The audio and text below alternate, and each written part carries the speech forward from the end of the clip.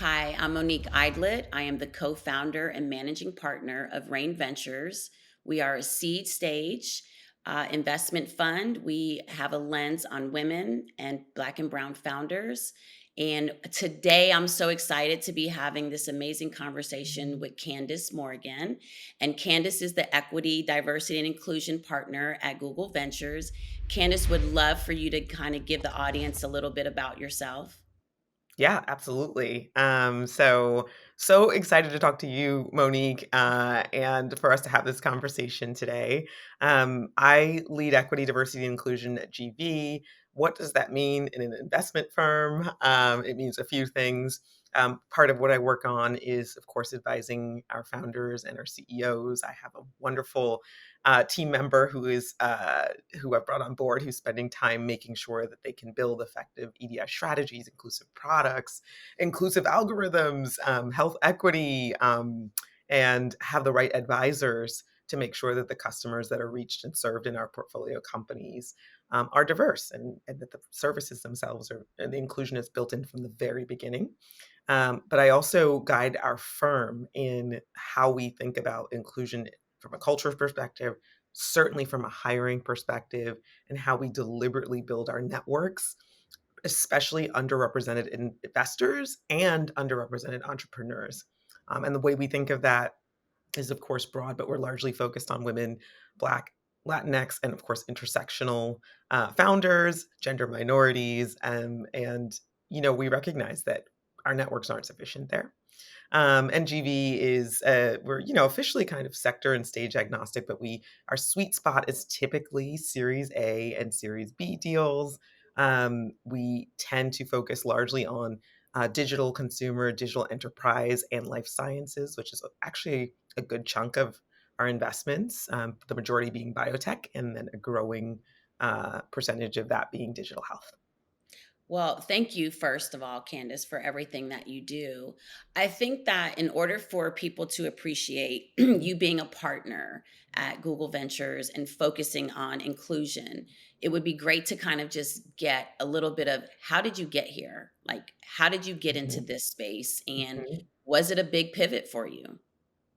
Yeah, it's my whole career. I've been a practitioner focused on equity, diversity, and inclusion. I started more in the kind of Fortune 500 corporate space. I worked at a nonprofit called Catalyst. Catalyst has been around for 60 years this year, and I joined their consulting arm. I spent almost a decade at Catalyst. I spent a lot of time on Wall Street working with financial services, oil and gas, CPG, you name it. And I was generally advising their CEOs and chief diversity officers on a myriad of issues. They usually came to us when they wanted to solve an issue or if they had a best practice that they wanted to grow.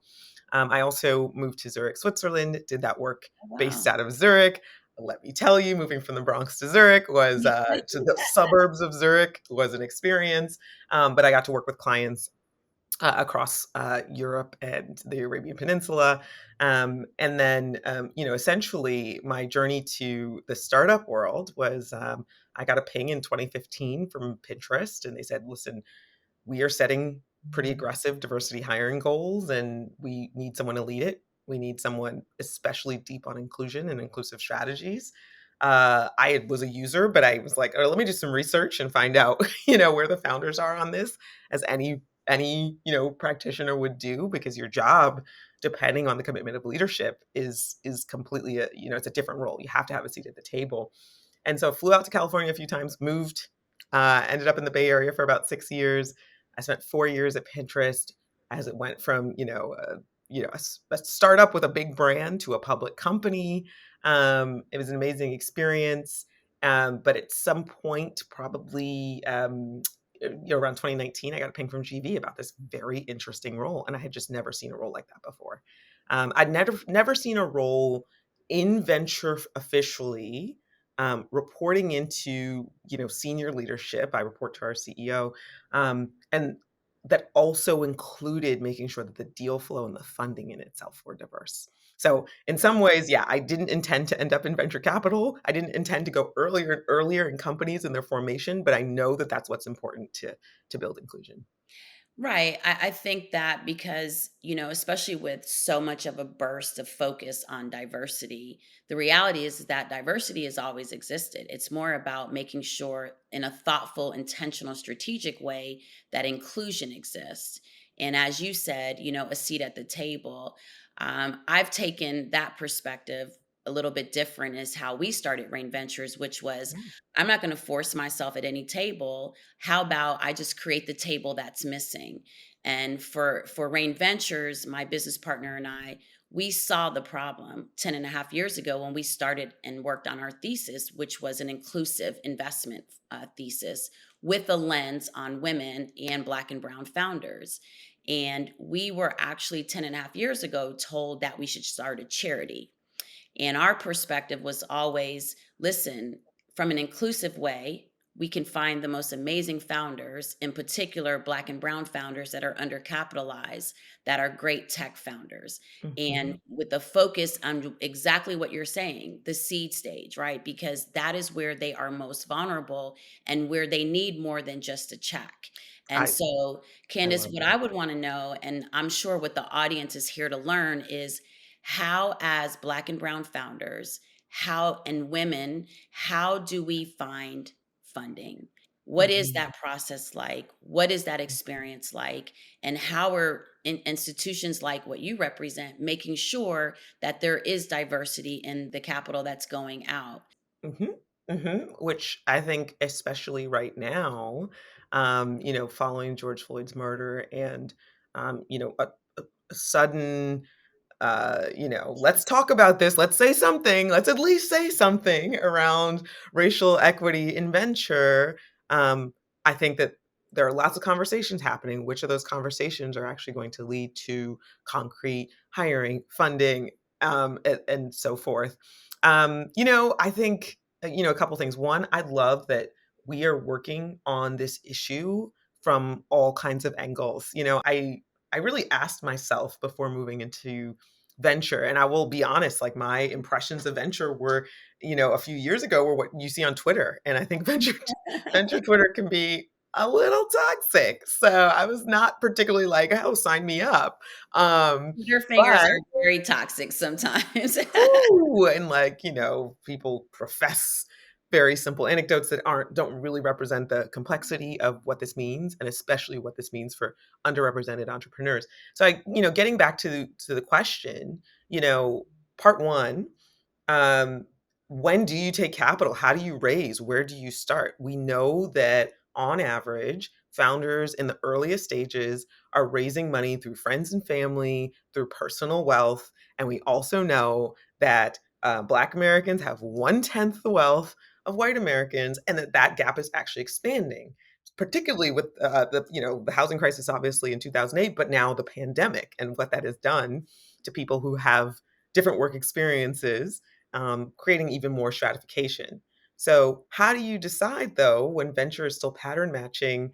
Hey, are these founders really committed? Did they quit their jobs and spend 6 months or a year working on this concept? Who can afford to do that? Right. That is really challenging. I think venture funding is, there's a question I think for for entrepreneurs at a certain point of when does it make sense to take institutional venture capital, and how do you raise that initial capital if you don't have those fat pockets of the friends and family? Right. I think that there are more tools now between angel investing and crowdfunding, um, than we had before. In fact, I just started an angel investing collective last year with employees of Alphabet. We're called the Black Angel Group. Yeah, I think it's important to like give that gem right now to the audience, right? So Mhm. in a typical process of fundraising, it starts with your Mhm. family and friends. Then it goes to your angels. Yep. And every city typically has some type of angel network. And what we're seeing now are very specific angel networks pop up, just what you said, the Black Mhm. Miami. In Miami, it's Black Miami Angels Network. In other Mhm. markets, there's definitely a very specific target to Black and brown founders. So in your city, if you can't get the family and friends, look for the angel networks, and in particular, also talk to and look for the Black and Brown angel networks. They Mhm. are popping up in cities, and if you can't find one, then go to one that's outside of your city, and you can still pitch and speak to them as well. And so then we have the angels, then we go to the pre-seed, which does typically start with your super angels, so angels who are doing larger checks. And then there are pre-seed institutions. And then what we fall into, which is the seed stage institutional investor. Yes, and I think that, we're seeing more and more accelerators pop up for that early kind of, I would say, pre-seed funding. So after you've done that initial kind of family and friends, angel groups, crowdfunding for that smaller amount of capital, and then, as you said, moving into the pre-seed. Um, y- Alphabet has several accelerators that I've been part of. Selection committees and advisory committees for particularly several like Black startup accelerators. There's some women startup accelerators. There's a couple of Black founder funds out of Atlanta and Europe, but there are so many others. So when you move from that kind of pitch competition stage at the kind of seed and sort of pre-seed stage, there are just more opportunities for Black women and Black entrepreneurs to capitalize. There are groups like Digital Undivided. If you're really early, specifically focused on Black and Brown women, where you might be looking for that, again, that smaller, just starter check as you Right. transition into those super angels. And, I think that there is never enough of information given also on the small business grants that Oh, yeah. you do not have to pay back to. And so I always tell founders that, especially Black and Brown founders, let's look at the resourceful side first before you start an actual debt, which is fundraising, right? And so let's go and see if you qualify for any of the Small Business Association grants first. Then let's see if you apply, you can get the Small Business Association very, very low interest loan rates with a very extended due date. And I think now there is a mandate that's happening with qualifications, and there's an accountability factor when it comes to making sure that Black and Brown founders are being, given loans and smaller, Yes. better interest rates, and also more access to grants. There's a lot of grants. Universities have a lot of grants for founders. So please also start there, not just only from the raising the institutional side of funding. Yeah, 100%. And institutional funding isn't always the way to go, right? It's such a small percentage of the way that businesses ultimately fund themselves. Now, that said, that pie has steadily grown and is something that uh, Black business owners, Black founders haven't traditionally had as much access to. And even the angel networks, only 1% of angel investors are Black. I mean, so I think it's important for our communities to be tapping into the institutional investor money. But like you said, very important. How do you raise capital that isn't debt initially before you move into these other models? Well, especially when the earliest stage of your company is so vulnerable, you're going to pivot and evolve so much that you want to make sure that the debt you're taking on, because any dollar that you raise, that is a debt. And they are not only expecting to return that, but they're also expecting for you to multiply that return. And so these are things that we do have to also talk about, except, outside of just the glamour of fundraising, right? Because it's not just this glamorous experience.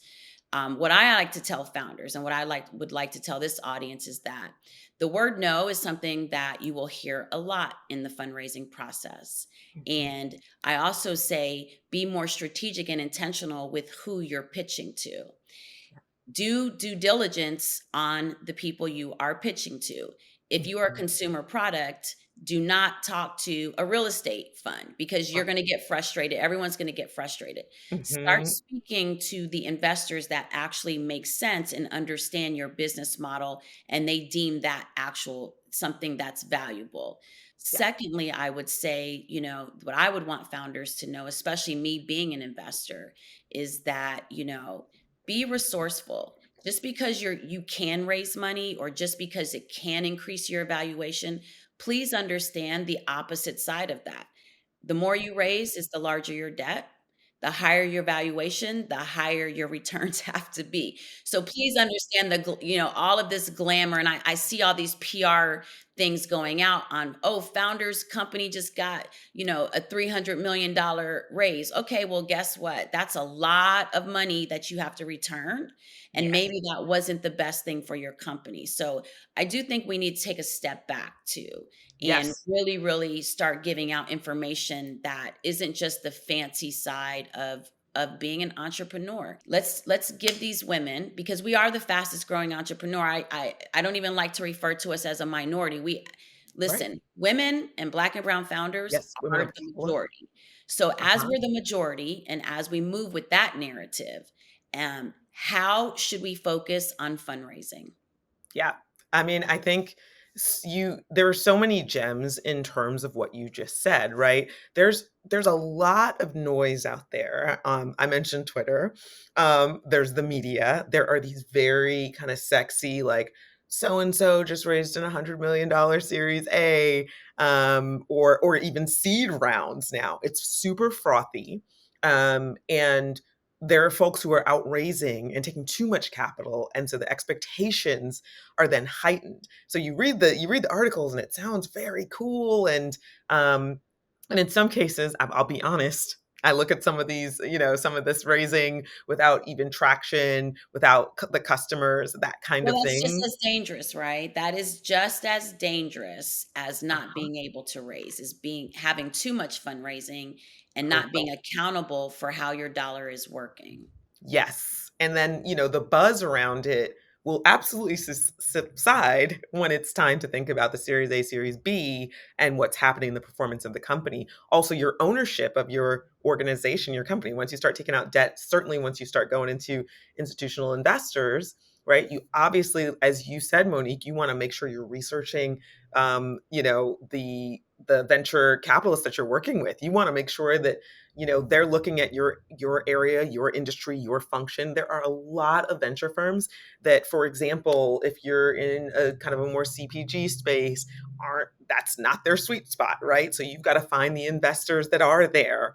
I think the statistics that you just shared, it's really, first of all, just disheartening to know that there's the amount of capital and the billions of dollars that are going into companies just continually rises, and yet the share of that of that capital that is going to women and black and brown founders is in some cases actually proportionally shrinking. Well, here's the problem. The problem is that it actually matches the percentage of funders, right?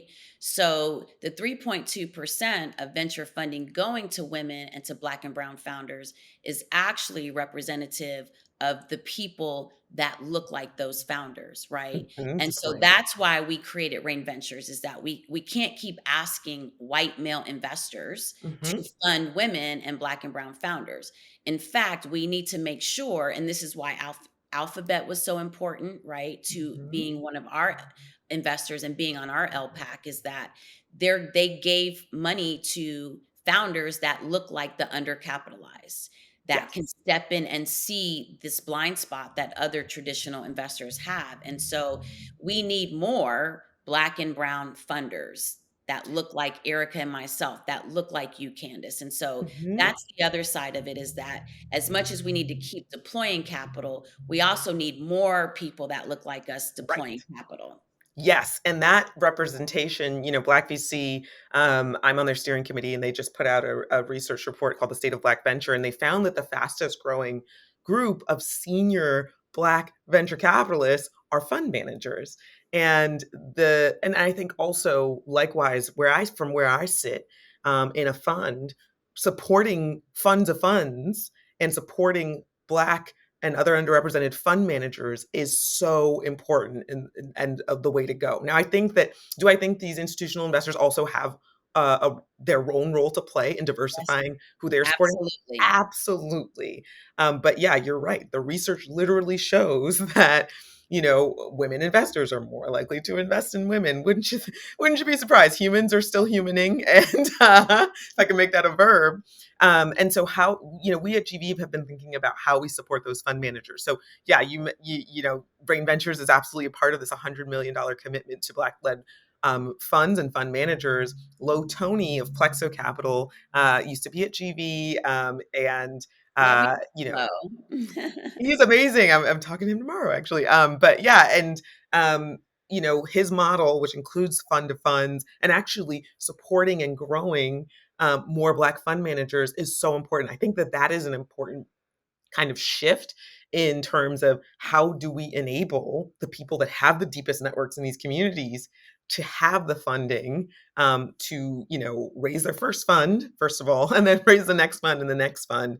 How do we make sure that LPs, we know who the LPs are that are actually, in addition to, and I will say one shining kind of practice that I think came out of companies really reflecting on racial equality was that a lot of other organizations, corporations, in addition to Alphabet, like PayPal and others, opened funding and started to get to know Black-led funds and other funds, right? And so increase some of the LP funding. Now, if we look at when you're raising fund three or when you want to move towards a growth fund, what is the role of LPs and who are the LPs that are funding underrepresented fund managers? So that's one piece of the puzzle that I'm thinking about in my job and making sure that GV and CapG and other Alphabet funds and others are spending time with these fund managers, getting to know new fund managers that are Right. emerging really quickly.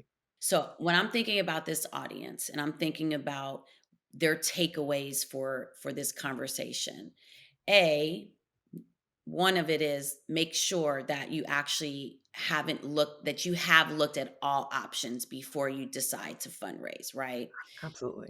B, can you maybe give two accelerators that maybe our audience wouldn't know about? Because I don't know that founders understand the importance of the accelerator and Yes. how much information they can gain out of it and how much more solid their company, the early stage of the creation becomes once you're in an accelerator. Yeah, I'm a little biased because I'm at Alphabet, of course. So I work with some of their accelerators, and there's one that launched recently. It's called out of Europe. It's called the Black Founders Fund, and essentially they have selected several folks, probably I would say at the pre-seed journey, and it was pretty new because it's global. So they're based out of Europe, but finding those founders who even at that stage across Europe was something that was really important, and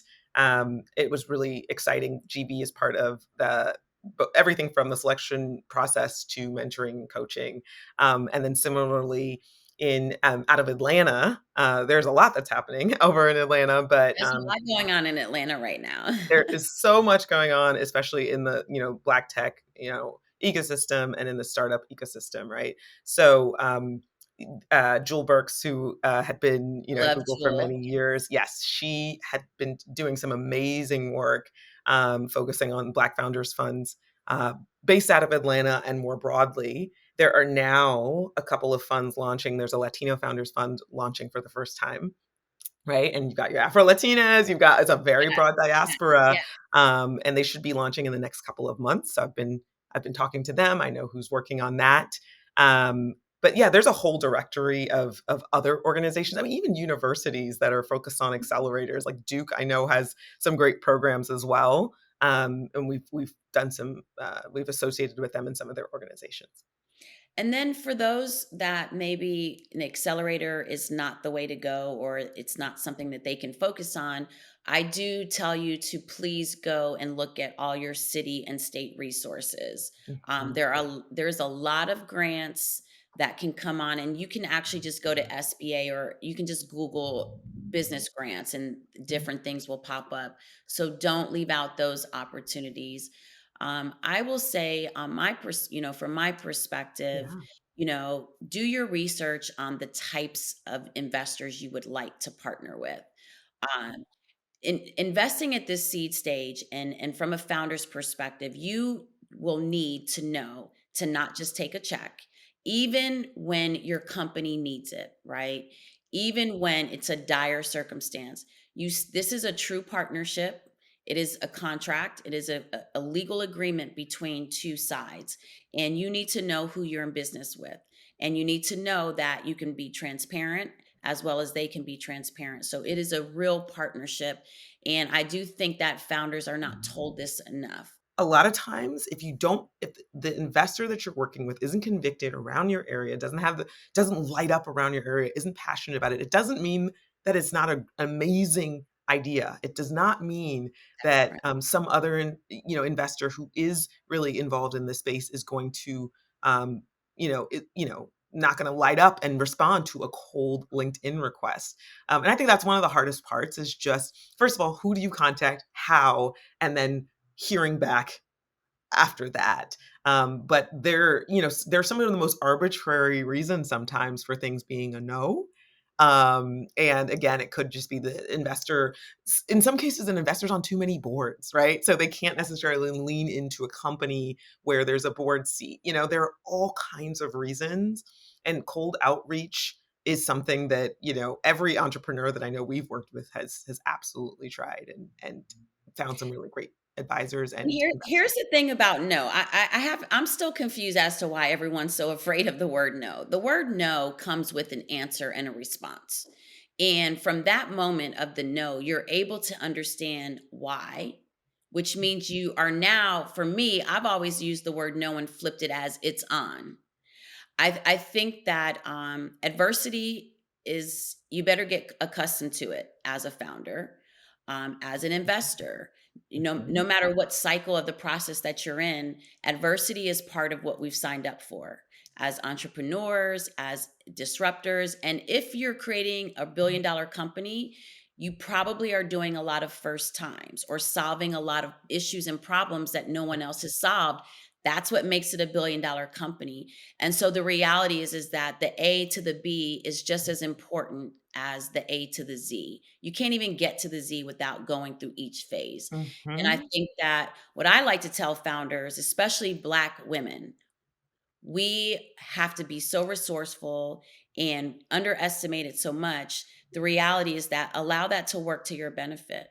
The reality is that we are resourceful. Hello, thank you, that's a blessing. And just because someone says no to us, that is not our identity.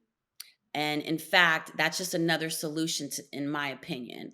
And secondly, the reality is that we have got to collaborate more as Black women, whether it's on the founding side as entrepreneurs, whether it's on the investment side. That's why I like to kind of always sit in the student in life. I'm the student in life.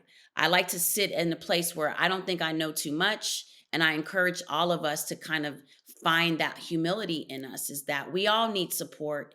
Every company, it takes all of us to build, or there is no one person who builds anything. And so we do, as Black women and Black and brown founders, and just founders in particular, we need to collaborate more. We need to have complementary teams. I can't tell founders enough how important the team fit is, just as this problem you're solving with the company. Get you a team that everyone is complementary skill sets. I cannot do everything. That's why I have the most amazing, brilliant co-founder as my partner, Erica. She Mhm. does everything I don't do, and we love it like that. And we bring on a team of people who actually don't do anything that we do. Celebrate that. Celebrate the young woman who is better at something than you are. Bring her on your team. Investors look for that, founders. Like, we need team fit just as much as we need product market fit. Yes, I wanna completely underline and, everything that you just said, because of course, as a founder, you're not expected to know it all, but your ability to lead and have people, but love your vision and want to, love that startup life where you're wearing 10 hats and but they're on this mission with you, is super important. And I think that can be particularly complicated when you are in a body that's been underestimated, right? And you learn that you need to be so polished and you need to be able to answer every question and et cetera perfectly. Well, actually, they are looking for your potential to lead and grow and scale, a company with $1 billion market and, 6x or 5x that, whatever that return. And so if you don't seem self-aware, or if you're talking about the numbers or projections, but you're very early stage, right? And if you're not aware of, okay, here are some of the headwinds and market forces that could potentially become an issue. Here are my strengths, and here's where I look for complementarity. Then that can be a real problem. And I remember pulling, someone aside who was seeking some funding, and I said, "Hey, I listen. I know you're amazing, and I know you're going to be great, and you have so much potential. But if you every time you speak to these investors as if you have everything solved, when this is early, we've got a lot to do, it makes them wonder if you're self-aware. And so we've been told that we have to be perfect and polished, and yet we have to show self-awareness and vulnerability. It can be a mind a bit Yes, of a it mind trap. causes conflicting information, right? But what Yes, it boils down to is authenticity. We 100%. have to show up as our authentic self, Mhm. flaws and all, because that makes for the best life journey experience, period.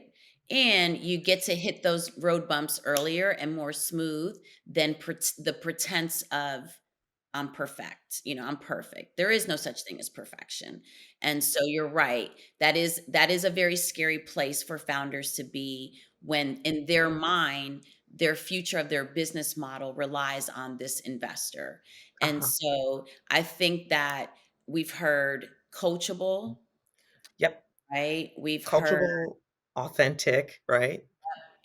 you have to Um, able to be coached, you have to be authentic. And I something that has been coming up a lot in when we allow every Friday we allow founders to pitch to us.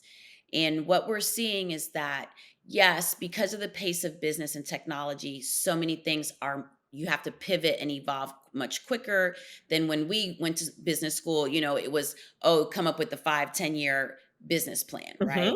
But mhm, here's what is being disconnected in this idea that you don't need business plans is that you're not starting the foundation of your business model and you're not knowing the inner making. So I encourage, the audience and founders in particular, even though the business plans are much different, do not do away with the principles of the business plan. You need a SWOT. You need to know your mhm. strengths and your weaknesses and your opportunities. And, you need to know these things. You need to know the market that you're going into. There is no such thing as there is no competitor. There is competition out here. And in fact, investors, when they feel like that, they're like, then maybe it's not a market opportunity. So you need to really still, even though you create something, you have to understand the business side of it. And that's what investors are looking for. Most importantly, also partners, and you need to know your consumer. That's the other thing is that not only is it about the product market fit, it's also Mhm, about your consumer base and how do mhm. you see your consumer? How are you communicating with it? With all of the iOS changes, Yes. the way you capture your digital direct to consumer products now, a very different way. And so as an investor, founders, you need to know these things. Do not do away with the basic Mhm. principles of business. Yes. What I and think your we're security not talking risks. about that enough. Yeah. Absolutely. What are the risks of the model? But create the model. I think it's really interesting how, even though this is a very long-term business and, you're looking at being in a relationship, one of our investors described it as kind of like a marriage, right? You're going to be in this relationship for years. Um, there is a lot of short-term thinking, which is in some cases, knowing what is happening, knowing the emerging trends, knowing the emerging technology is really, really important. But have your long-term vision and show where you're open to changes or forces that could change that plan. That's right. So, just from this conversation, here's some of the things I heard both of us talk about. First and foremost, know your business model. Secondly, once you understand your business model, it allows you to understand where you need to focus from a scaling perspective, even from the earliest state, right? Thirdly, know your options. Don't only think that your company relies only on an institutional investor like a VC. So explore your options. Make sure you're exploring all of them and run different business models based on that exploration. I think that is super, super important. If I only do a credit line, what does this look like for my company? If I do a credit line and a VC investor, if I only do a grant and a credit line. So play with those different options. And then once you do that, now do due diligence on the type of investor you need to speak to. If you have a consumer product, speak to consumer product investors. If you have you're in the real estate industry, speak to that industry. Make sure you're speaking to the people who get what you're also doing. And don't be afraid to build out the most amazing team. Even when you're in the startup world, there are people who are very talented, who are willing to have equity over compensation immediately.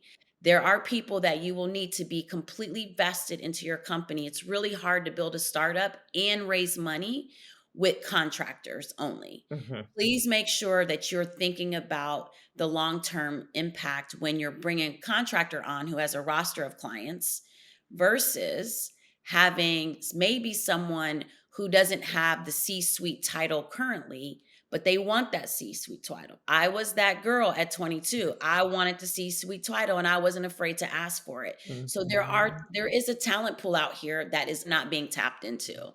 So those are some of the things that I kind of heard today.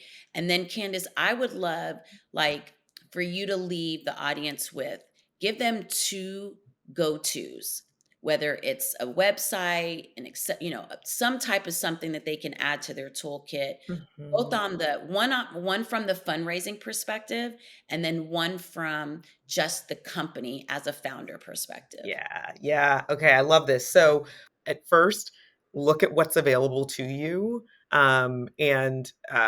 before you go and take some of that debt financing. And then in terms of finding networks of other women of color founders, I mentioned Digital Undivided, and usually, they're focused on very early stage, founders and organizations. I know Morgan DeBon, who's, part of our portfolio company, Blavity, is hosting some founder retreats right now. So Can we find some just can we just talk about what Morgan is doing? I mean, her pa I'm loving this woman that she is and this powerful voice that she has become, leveraging all of the things that she went through and understanding that now she needs to give that back to the up and coming entrepreneurs and in particular absolutely. Black women. And I think that this is really important because there are lots of tools out here that don't cost too much or Mhm, is the right investment into yourself, not the mhm. purse, not the shoes, not the bag, not the travel, right? But investing into ourself and into your future. And Morgan is creating the most amazing Yes, community and network, especially for Black women. absolutely. So yeah, find your tribe. Find your tribe of other entrepreneurs and up and coming entrepreneurs. Well, that's amazing, Candice. And, thank you for everything that you're doing. And most importantly, thank you for not being afraid to dive into what you didn't actually see as what was going to be your career path. And I think that I love that as Black women, we see a problem and we don't hesitate to learn how to solve it ourselves. I tell Mhm. people all the time, I don't have it all figured out. I'm not afraid to try. And most importantly, I'm not afraid to share information. So, to all of you founders, no matter every day, every obstacle, you've solved something. Make sure that you understand that there's someone behind you who hasn't solved that. Give them access to that information. That's really, really important. And like you said, Candice, creating that community. I would love to give a tool that I actually use to this day, and my staff uses it. It's edx.org. I do believe that access to information is also one of the things that balances out this ecosystem. And edx.org is free online learning. I take class, Yes. even though I have my master's, I take classes from Wharton, from Harvard, MIT. I took a coding class on there, and it's free. And with the exception, if you want proof that you took it, then you pay. I think the most expensive certificate I paid for was $500 from Wharton. The reality, though, is that when in need, there are ways for us to find the things that we need. And that's just a fact. So edx.org is one of them.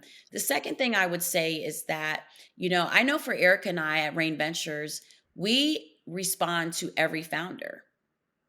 And so, just because you didn't get a response from one institution or it wasn't what you didn't want to hear, you shouldn't stop your journey of finding the right partners. And you may have to go through a ton of people to get to that one yes, but when it's the right yes, it's all the difference. And Mhm. so, also know, so edx.org, don't be afraid of the no. Um, Reach out to funds that are specifically interested in funding Yes, what you're doing, and also a lens on Black and brown founders like Rain Ventures exactly. and other places. Um, and if we can't, we're here to make sure that we still give you access to the tools and other resources that we provide. So don't be afraid to reach out to more people. And then I would also say, I always like to leave with a quote. That's my favorite quote because I think it's a beautiful thing to acknowledge this process that we go through in life. And it's by Maya Angelou, and it's, we delight in the beauty of the butterfly, but rarely admit the changes it has gone through to achieve that beauty. We need to understand that this is the actual journey, that it's the good. We take that and we make that help us go through the things that don't feel so good. But when we're uncomfortable, that is true sign of growth. And I'm a Mhm. true believer in constant growth, and that doesn't feel so good all the time. So, Candice, how would people reach out to you? How will they find you if they needed to speak to you? Yeah, ping me on LinkedIn. I'm easy to find. And then also the group I mentioned, the Angel Group, Black Angel Group.